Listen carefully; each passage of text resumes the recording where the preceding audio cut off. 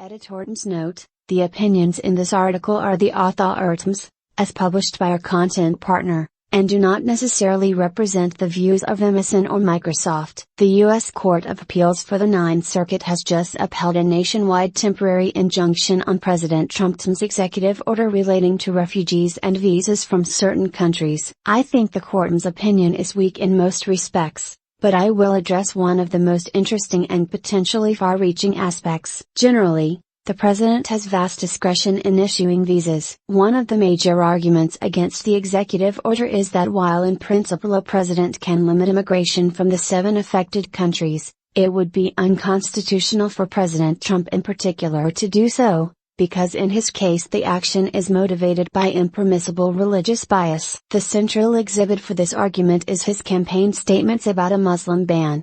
While the Ninth Circuit did not address this at great length, focusing instead on due process arguments, it did accept the basic validity of the form of the statist argument. The statist claims raise serious allegations and present significant constitutional questions, wrote the court. There is absolutely no precedent for courts looking to a politician's statements from before he or she took office, let alone campaign promises, to establish any kind of impermissible motive. The Ninth Circuit fairly disingenuously cites several Supreme Court cases that show that evidence of purpose beyond the face of the challenged law may be considered in evaluating Establishment and Equal Protection Clause claims. But the cases it mentions do nothing more than look at legislative history, the formal process of adopting the relevant measure. That itself goes too far for textualists, but it provides absolutely no support for looking before the start of the formal deliberations on the measure to the political process of electing its proponents. Indeed, a brief examination of cases suggests the idea has been too wild to suggest. For example, the 10th Circuit has rejected the use of a district attorney's campaign statements against certain viewpoints to show that a prosecution he commenced a few days after office was bad faith or harassment. As the court explained, even looking at such statements would chill debate during campaigns. If campaign statements can be policed, the court concluded, it would in short undermine democracy. The political process for selecting prosecutors should reflect the public's judgment as to the proper enforcement of the criminal laws. Phelps v. Hamilton, 59 F.3d 1058, 1068, 10th Sir. 1995. There are sound policy reasons for ignoring campaign statements or promises to shed light on subsequent official action. For one, campaign promises are often insincere, designed to appeal to voters. Indeed, they are explicitly instrumental, and their goal is not policy outputs, but election. Moreover, implemented laws or policies are often substantially different from promises, as is the case here. Even the use of legislative, administrative history, in its most expansive form, looks only at the actual process and not the personal background of the legislators, let alone before they took office. As the Ninth Circuit itself put it in a discrimination case, statements by decision makers unrelated to the decisional process itself did not prove a discriminatory motive. McGinnis v. GTE Serve Corp. 360 F.3d 1103, 1138, 9th Sir.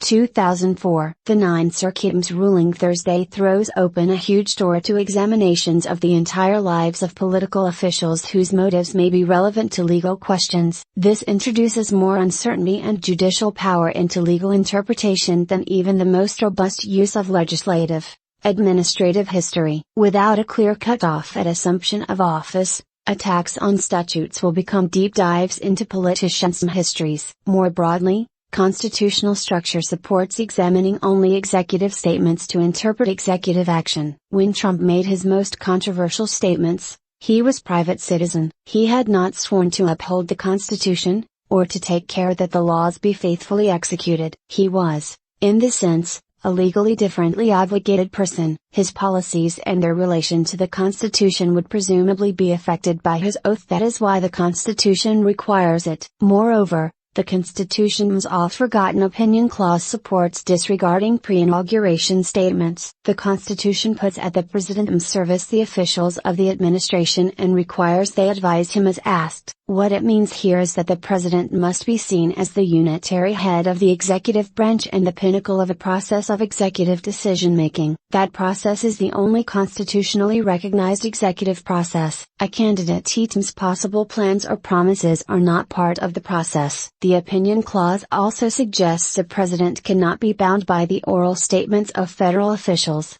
like Rudy Giuliani, especially when not upon any subject relating to the duties of their respective offices.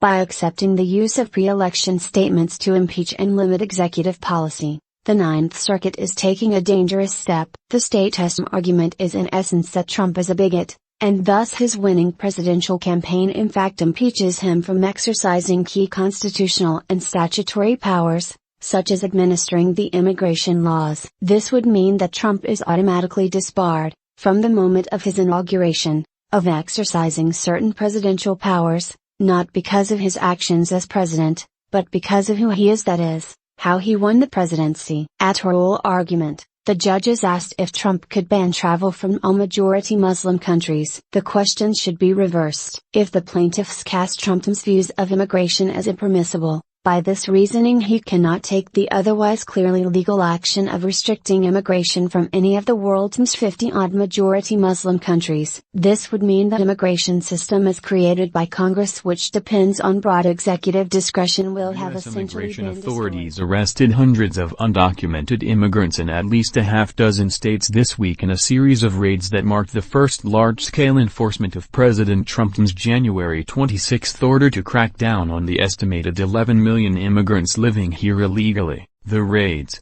which officials said targeted known criminals, also netted some immigrants who did not have criminal records, an apparent departure from similar enforcement waves during the Obama administration that aimed to just corral and deport those who had committed crimes. Trump has pledged to deport up to 3 million undocumented immigrants with criminal records. Last month he also made a change to the Obama administration's policy of prioritizing deportation for convicted criminals, substantially broadening the scope of who the Department of Homeland Security can target to include those with minor offenses or no convictions at all. Immigration officials confirmed that agents this week raided homes and workplaces in Atlanta, Chicago, New York, the Los Angeles area, North Carolina and South Carolina, netting hundreds of people. But Jillian Christensen, a spokeswoman for the Department of Homeland Security, which oversees immigration and customs enforcement, ICE, said they were part of routine immigration enforcement actions. ICE dislikes the term raids,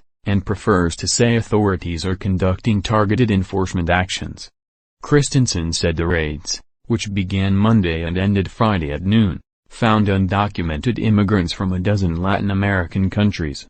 Wetmore talking about people who are threats to public safety or a threat to the integrity of the immigration system, she said, noting that a majority of those detained were serious criminals, including some who had been convicted of murder and domestic violence. Immigration activists said the crackdown went beyond the 6 states DHS identified, and said they had also documented ICE raids of unusual intensity during the past 2 days in Florida, Kansas, Texas and Northern Virginia, that undocumented immigrants with no criminal records were arrested and could potentially be deported, sent a shock through immigrant communities nationwide amid concerns that the U.S. government could start going after law-abiding people. This is clearly the first wave of attacks under the Trump administration, and we know this isn't going to be the only one. Cristina Jimenez, executive director of United We Dream, an immigrant youth organization, said Friday during a conference call with immigration advocates. ICE agents in the Los Angeles area Thursday swept a number of individuals into custody over the course of an hour,